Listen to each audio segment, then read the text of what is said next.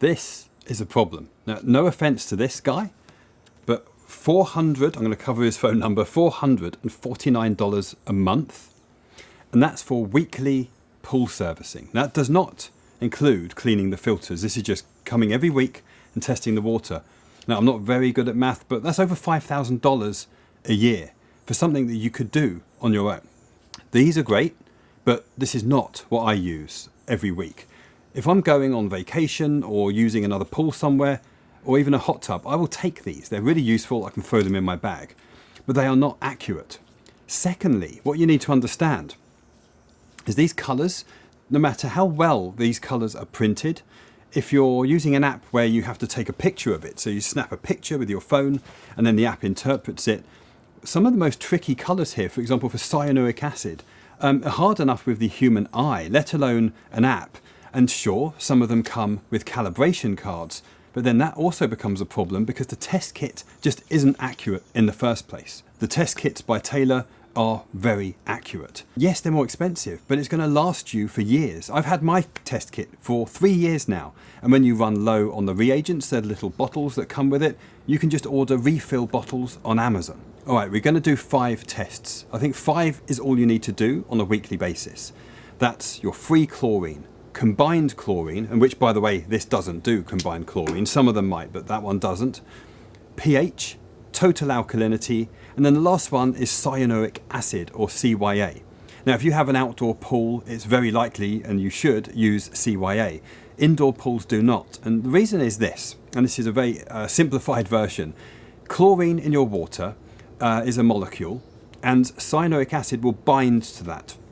Without it, the sun will literally consume all of the chlorine. So potentially within hours, and certainly within a day, if you didn't have cyanuric acid in the water, because of the UV light, that's going to pretty much destroy the chlorine that's in the water. And then with no chlorine, you can't sanitize the pool, and it's not going to be very nice. That will lead to algae and all sorts of problems later on. There's a lot of advice out there that says try and keep that number low, because the more CYA you have, the more of it is bound molecularly to the chlorine, which is true. But in my case, I live in a very sunny climate. It's really hot. In fact, I think it's about 32 degrees Celsius today. I don't know what that is in Fahrenheit, despite the fact I live in the United States, but we'll move on from that. The sun will basically destroy that chlorine. So you want to increase the CYA level. Now, I keep mine quite high. The other reason is I travel a lot. I have to hit the road, and if I'm leaving the pool for a week, I don't want my family members to do more than they need. And typically they will just test the chlorine and the pH, and then they're good to go, because I know the other stuff can wait until I'm back. Now, if you have an indoor pool, you won't use CYA unless you have some sort of techno lighting system in there with UV lights everywhere. But I'm not sure if UV lights would consume it. But anyway, we're going off on a tangent. So what we're going to do today is simple. I'm going to use one of these. It's a bottle I got on Amazon. I call it my sample bottle. I'm going to fill this up, and then we're going to show you how to use the Taylor test kit. Okay, first thing, we're going to rinse this out in the pool. Let me go and do that. So with this rinsed out, it's very easy. We have our pH guide here, and for everything else, it's this side. If you turn it round, we've got markings just up here at 10, 25 and 44 mil. So the first test I'm going to do is the chlorine. So we're going to do free and then combined chlorine. So I'm going to fill this up to the 10 mil mark. Okay, that's 10 mil. First thing we're going to do is take this DPD reagent. It's a powder, and we need 2 flat scoops. There's 1, 2. Place that back, give it a good swirl. And then we take this is the testing reagent, 871, and this is all in the instruction sheet, by the way. 3 drops, we're going to do it count-wise until this turns clear. That's 3, 5, 7. Okay, it's still a bit pink, so I'm going to go with 1 more. 8.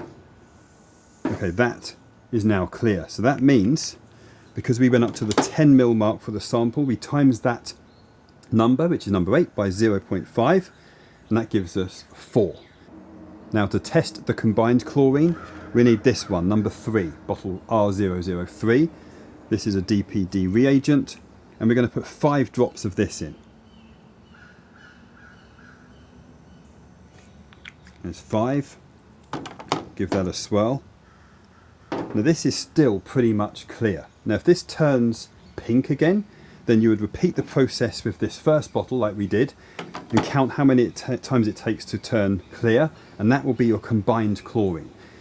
That's good news. We don't want that to be very high at all. I would be generous here and say that's clear, but let's go with the worst case at 0.5. Okay, next we'll do pH. This one needs to have the full 44 ml. So I'm just going to fill this up. And by the way, using the sample bottle just makes it easier. You can even go inside in the cool if you don't want to do it in the heat. Just top that up. That is dead on 44. And then the bottle we need for that is this one, number 4. Again, it's all written on the instruction kit that comes with this. 5 drops. Hopefully you have a steadier hand than I do. And then you take this is the cap, place it on. You don't want to shake it, just want to turn it upside down just a couple of times. And then I will hold it up to the light, probably somewhere near the concrete there. So I'm going to hold mine up, and mine's reading probably about 7.6. It's going to be hard to tell on the camera here, but that's 7.6. And you're just matching it up, matching this colour to this colour, and then you know what that is. Okay, total alkalinity. This is an easy one. We have 3 green bottles. This is the green section on the card, and we need to fill up our sample to the 25 ml mark. Then we need 2 of number 7, so just 2 drops. Let's give that a swirl. 5 of number 8.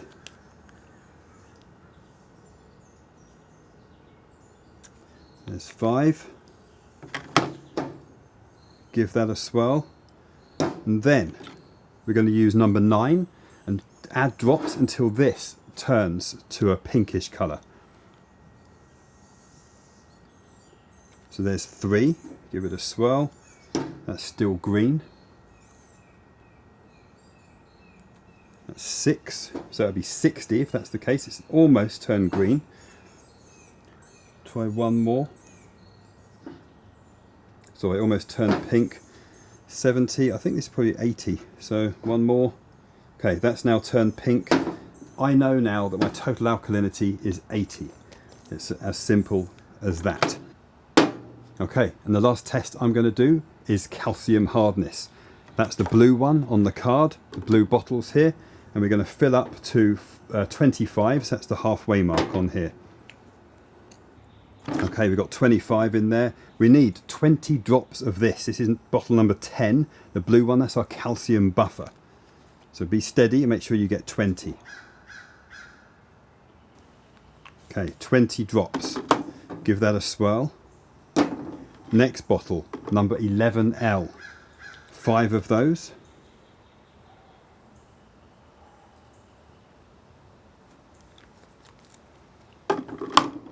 Give that a swirl, and that will turn pink. Then the last bottle, number 12, we're going to add this until this turns blue. Now I've got a feeling my calcium hardness is around 200, so I'm expecting around 20 drops of this.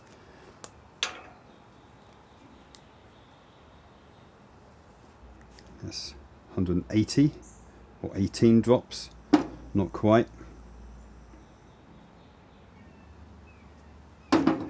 Nearly.